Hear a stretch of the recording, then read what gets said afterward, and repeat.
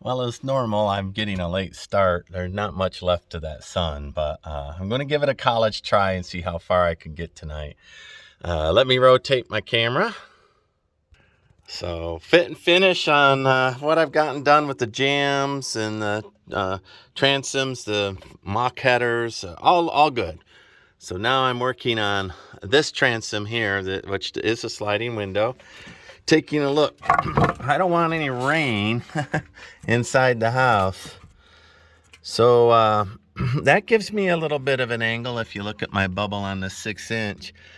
So I think if I sand this off, put a little angle on it, that'll give me another 1/4 inch. So, and then I'll rip a board that just gives me a little bit of an overhang here. And when I mount it up, I'll go ahead with closed cell foam and spray closed cell foam in there and then caulk. Ultimately, this part doesn't slide. So this part I could, if I need to build it up with, let's say fiberglass and make a little bevel here to shoo the rain away. But up here will be a header anyway, a 6x6 header. So, and then you'll notice that there's a what I'm calling a rain diverter stick across the top. So when the water runs on the connex, it'll divert that way. All of that is temporary because eventually there'll be a roof cap poured here, and then I think it's 32 or 36 inches of wall that I need to be legal. And all the water will run in a gutter on top of, there'll be a poured floor here, and there'll be just your covered gutter all the way out to my storage system. So all the water that falls up on here will all be shuttled away. None of it will be falling on the windows. So the only part that'll be on the windows will be what can hit directly. But I got to get to that point without bringing a lot of water inside of the connex because I still haven't decided drywall or birch plywood. I might do birch plywood around here so I can take it down if it does happen to leak. But it doesn't look half bad. I think my idea of ripping this where it's just a little bit and sanding the edge so it can drip. Maybe I'll cut a drip guard here on the bottom. With whatever board I choose. All right, I've learned a long time ago to get something done means that you have to start working and stop talking. So I'm going to hit pause on my phone and I'll catch up in just a little bit. I won't set up the other camera. I don't have that kind of time tonight. All right, well, I'm pretty happy with this. Let me rotate my camera. Rotate. All right, so I've taken my little portable angle grinder and I put a 60 grit pad on it, and I just broke this edge so that it definitely, if I take a look at that level, has a run. And now when this house is still up temporarily on blocks, I have to be really careful that I don't change level on it too much. Now it's up at final height, and I put a laser level on the beam there, and it was spot on. It might still be spot on, but nonetheless I could easily tip this bubble the other way, but it would take quite a bit now. And so I'm going to rip this board. So I'm going to set up my saw, rip this board to go all the way down. If I can, I'll try to get those, but if I can't get the corners, I've already cut a board that fits there, and I'll try to get that done tonight, glued in and ready to go. I might even carry up my header and stick it up there, but anyway, I like this, so this will work. All right, to make sure I don't mess this up, I went ahead and cut a template. That's a pretty good fit right there. And flipped it around, made sure that it'll fit on that side too, and that's a pretty good fit right there once I caulked that in. So fairly happy here. So now I only need to measure the out pieces here, and then on the bottom I went ahead, and you can't see it, but I scratched a line where how deep this is, so I can make sure I get a little bit of an edge.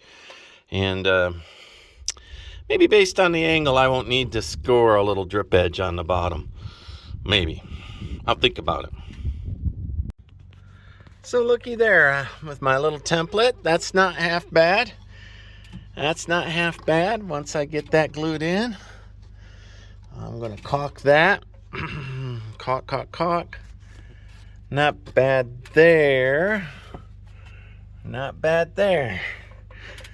Looking at it from down below, it's an appropriate little lip, in my opinion. I think it'll look great from a distance. And even if it doesn't look great, it's what's happening. All right, I'm still chasing the sun. I got to get this thing done. You know, it won't rain at all if I hurry and I get this done. But if I leave one little thing, one vulnerability, it'll pour 5 inches. All the water on earth will pour right down that little vulnerability. So anyway, off I go. All right, I'm going to see if I could do this glue down with one hand. So looky here, I got my, I'm hoping that this is closed cell foam. I had it double checked, but I don't want open cell because it absorbs water. I like the closed cell stuff, but I didn't double check. So 30 seconds, I'm watching. I'm at 17 seconds right now on the video. What I'm going to do is lay down this foam inside that pocket and see how it bubbles up, and then the glue, and then the board. And I changed my mind. I'm going to start with the glue because it lasts longer. The glue first. All right, that's 30-second shake on this. All right, the glue. Oh man, this is hard with one hand. All right, so let me get around the edges first. Edge. Edge. Edge.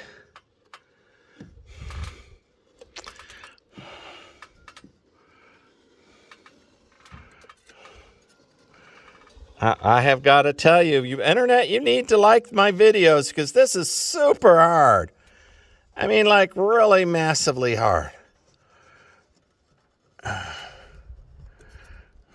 And I'm up 10, 15, 18 feet. I don't know, pretty high. Up pretty high. I'm doing something hard and dangerous. All for the views. I feel like I should be on TikTok or something. Now I'm going to do this so that if rain gets underneath there, it can find a way out.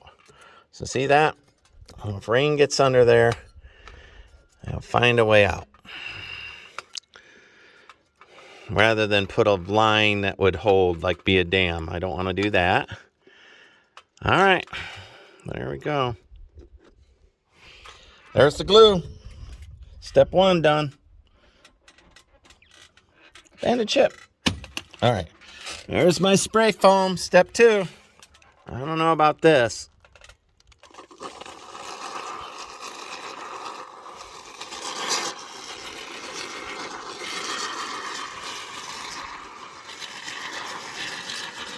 I'm just guessing that it expands twice as much, so I'm putting half of what it needs in there as it cures.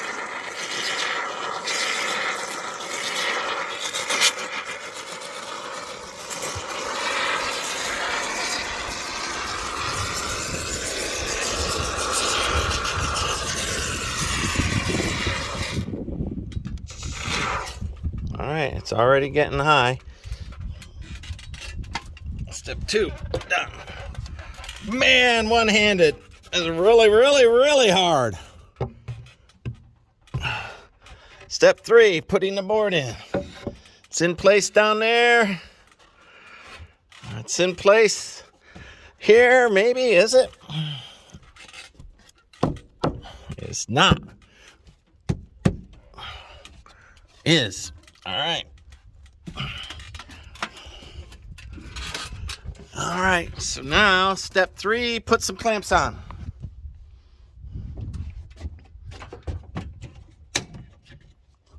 Come on, internet, you can do it. Oh my gosh, I'm hoping that this is very thrilling video. Is it thrilling video? Is it thrilling? Come on. Dun, dun, dun, dun, dun, dun, dun, dun. That's my Mission Impossible video. 2 clamps. Let's find another clamp. All right, we got another one. Mayday, mayday, mayday. I gotta shrink it, gotta shrink it. Oh, I shrunk it too much. Come on, internet, help me. You're the only ones who can. Now, what I'm hoping is that I see foam bubbled up in there. But I don't know. We'll find out. I am not going to caulk this tonight. I want to clean it. I see there's dust on it. That window, I've got just enough if the rain gets there that I'll be able to follow along there. Let me double check my bubble level again and make sure that everything's level here. I have got some stainless steel screws. Let's see. Whoa.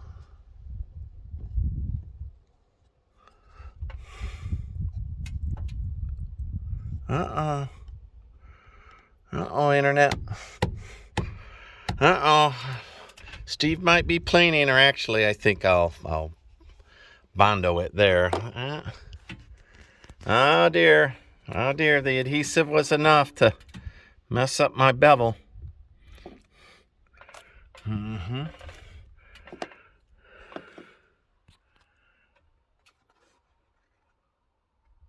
Coyotes are already starting. I got to get in before the coyotes eat me every night. All right. Well, internet, I'm going to give myself a B- on that. Now, that was a lot of work doing it all by myself. And I was expecting the foam to get underneath there, kind of push it up for me and push it up. And it still might. It still might. I've got clamps on the front. And the foam might do in the back. And then I've got the silicone glue.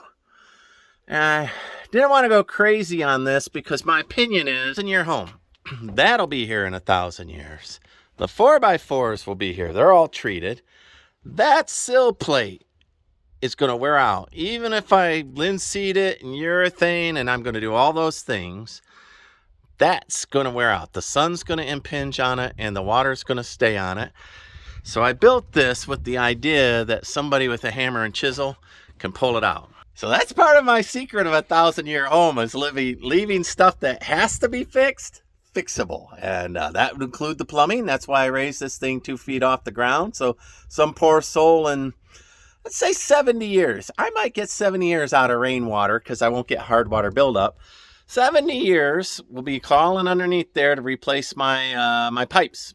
And I don't know if I'm going to do PEX. You think I could get 70 years out of PEX? Maybe.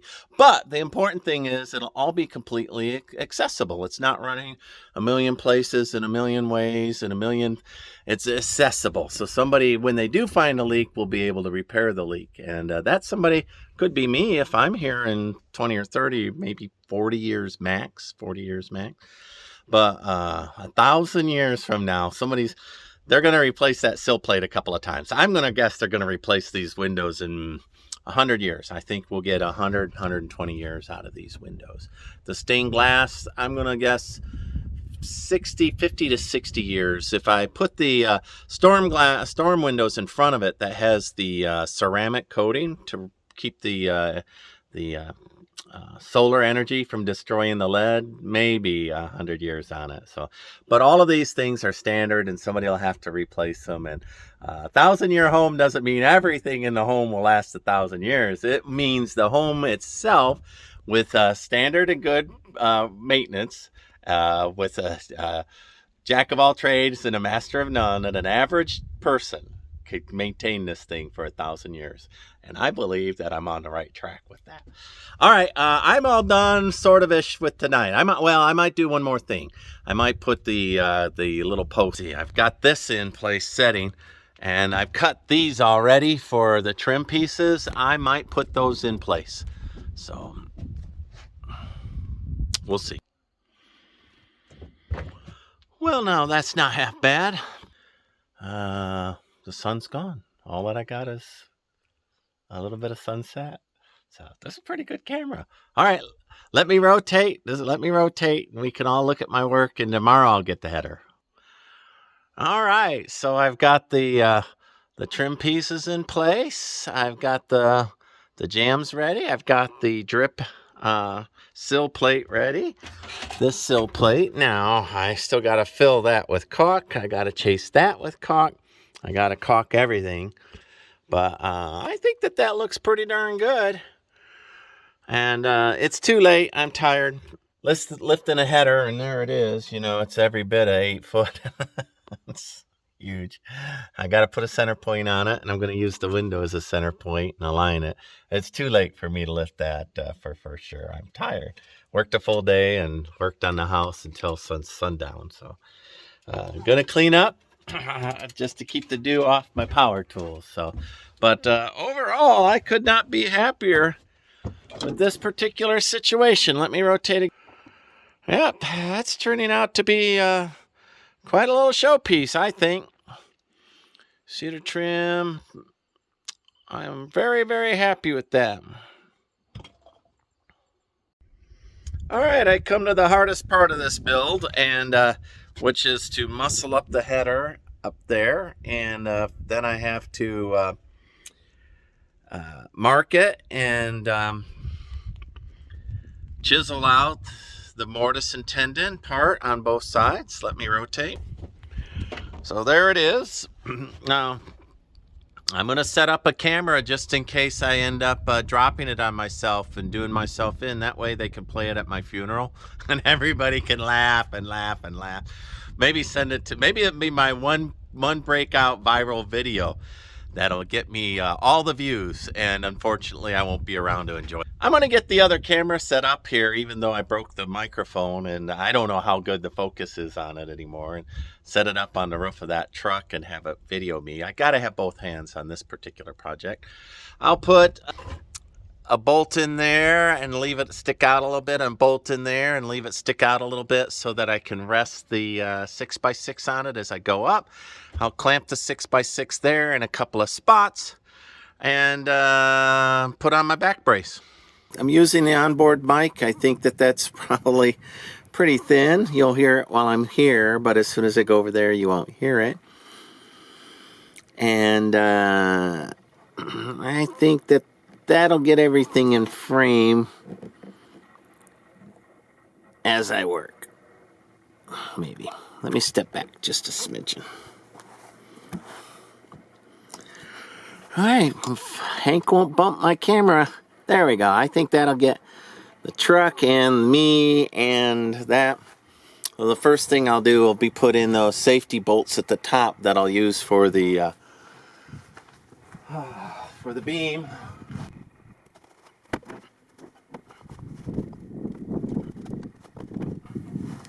Alright, I rotated where the least cracked edge will be out, and everything else will be in. It probably won't matter too much. Okay, let's do a little work.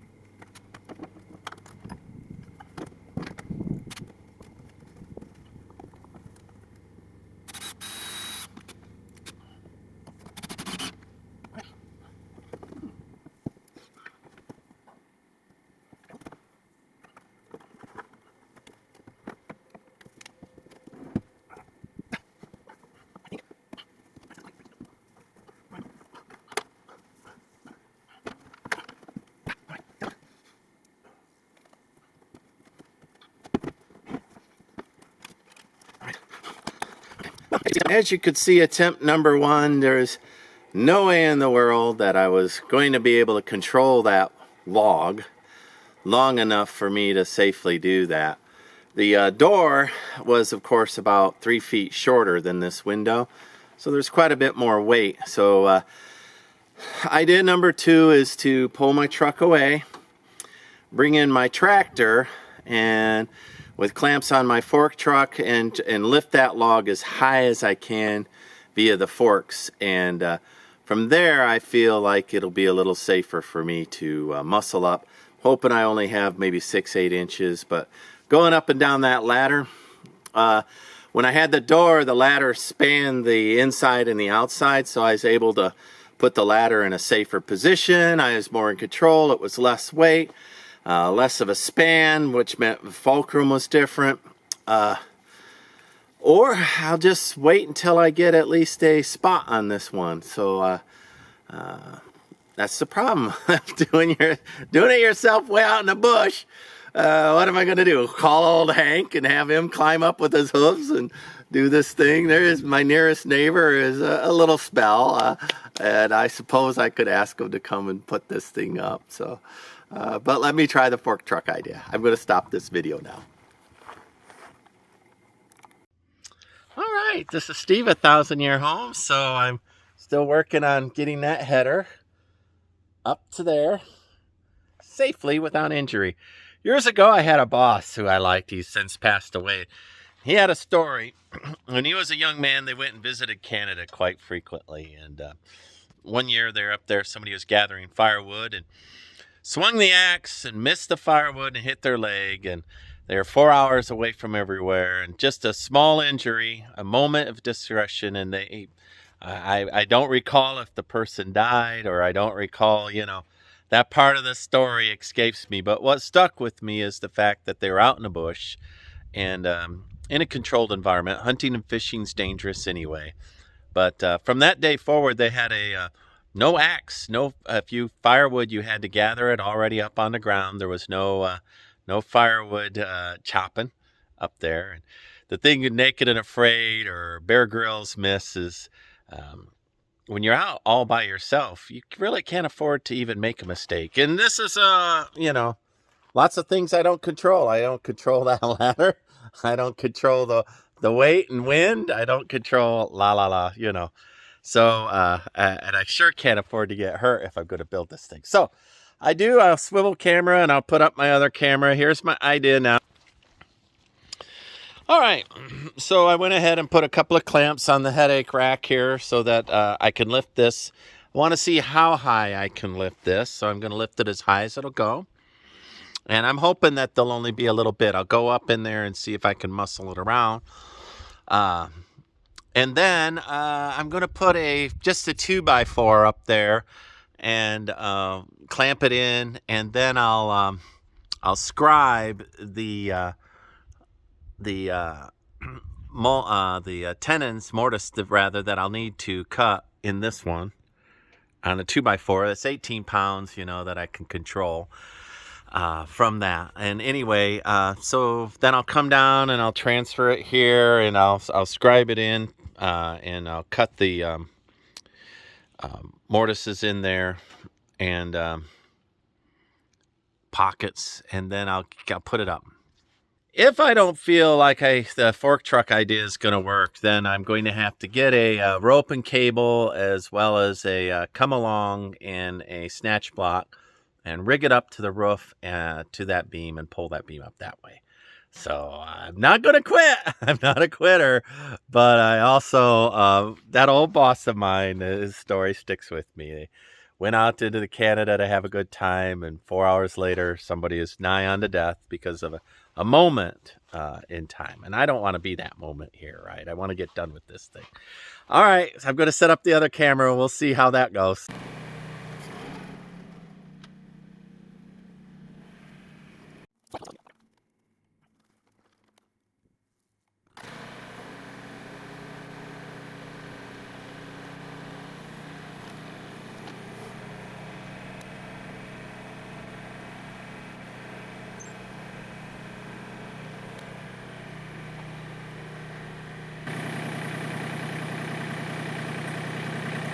I'm going to move that camera around because this idea might work. Man. All right, well, I hope that my voice is coming through here. I think if I would change the position of the clamps and put the board out all the way out in the end, I would be able to move the ladder. I would be able to focus. I would be able to put that up on there, I think.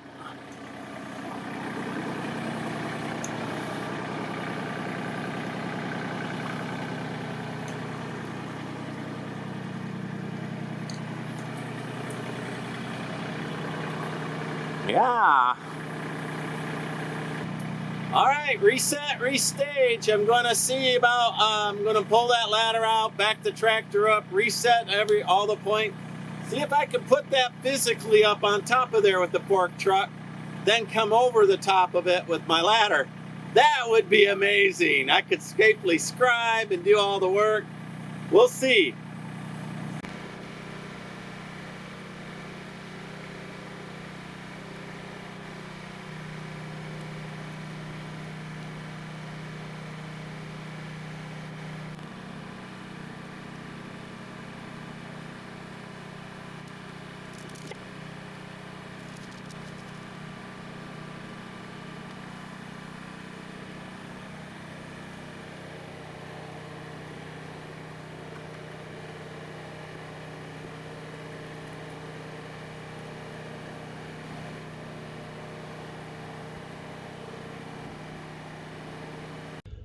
Man, I am so happy that the forks and the extension reaches all the way up to there.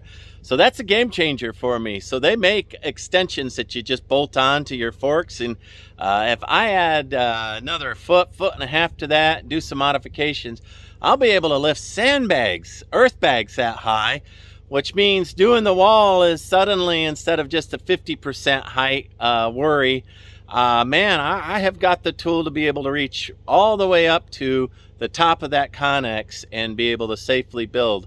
Really looking forward to that. So the rest of this video will be me chiseling out those the markings that I drew for the mortise and tenon up there, so I could drop this board in on the top. I'll drill the holes that I need for the bolts, lag bolts in it now while it's on the ground. And it'll just be final assembly, and then I have to put a gutter on the top of this to shed the water. The clouds have been rolling through all day, so weatherman might be right. We might end up with some rain this weekend, but I could not be happier with that whole situation there. That I was fully in control of those with that 6x6. I felt confident. The only thing I'm worried about is sticking a fork through a window and breaking a window at the last minute. That would be disappointing, but I'll try to be extra careful.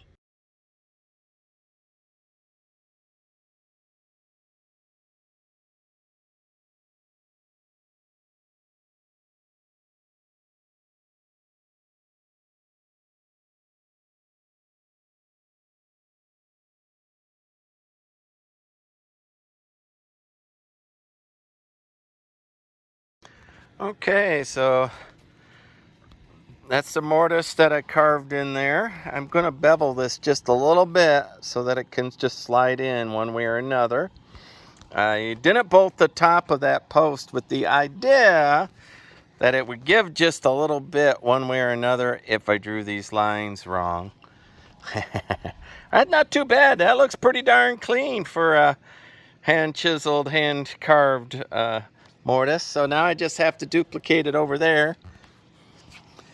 And one other thing, because this is so heavy and big, I've been following the line to give just a little bit of extra room.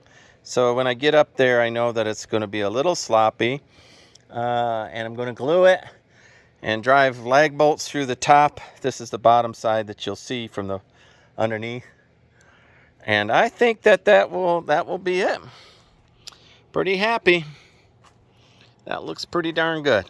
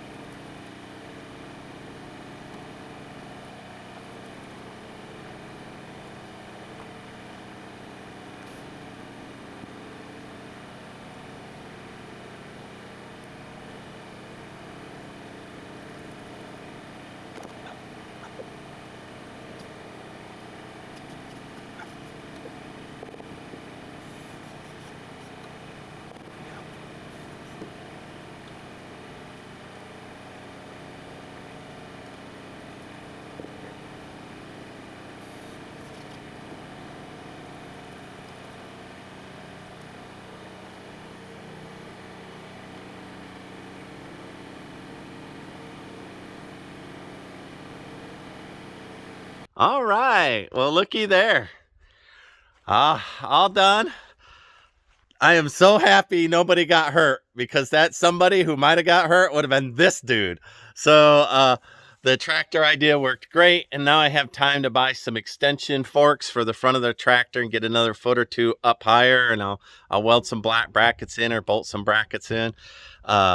Well, this does it for my exterior big dangerous jobs. I don't have any more exterior big dangerous jobs to do until I do the solar around the other side, and you know, earth bags will be could potentially be dangerous, but it feels good to have that up and in place. There's a hole in the middle that I already tapped. I got to get up there for the glue sets and go ahead and put the final piece in there.